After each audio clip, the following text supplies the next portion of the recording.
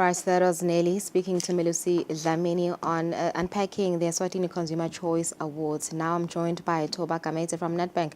He is the Treasury Sales Manager who wants to unpack today's financial markets. A very good afternoon, Toba. Let's start off with currencies this afternoon. I see that the rand is trading higher. Today it's actually doing quite good. Tell us more about it. Why are we seeing this strength? Right, thanks, Lulu. So the rand is trading higher today against most of the major currencies. There isn't much happening in the US. I think, in South Africa, it's just an improved economic backdrop in South Africa, as well as the weakness in the dollar. You can see that it's trading at 17.855 against the dollar, and 19.7324 against the euro, and 23.3747 against the pound. All green. Yeah. So what's happening in the US? Yesterday was the presidential debate. Any changes there when you look at the dollar?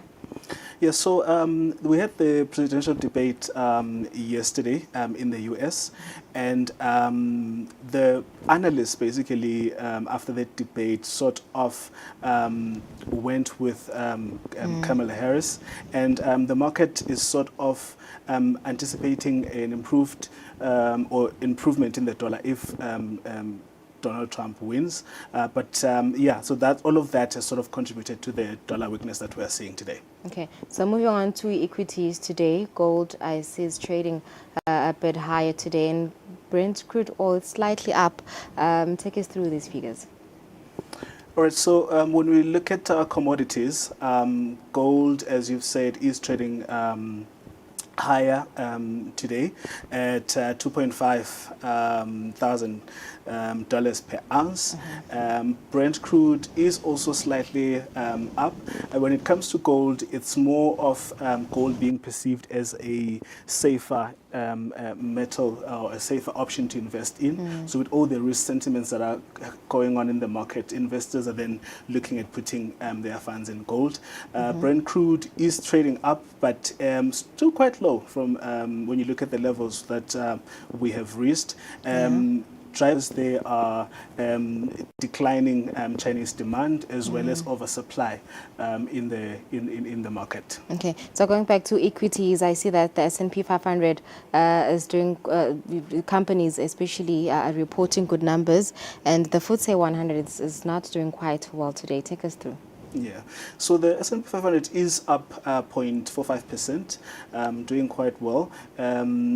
Drivers mostly are mid-year or first half performance numbers that are coming out from most of the companies, but the sentiment is still very risky and still very shaky with what is happening, and investors are sort of also just waiting to see what happens with the inflation number that's going to come out today out of the US.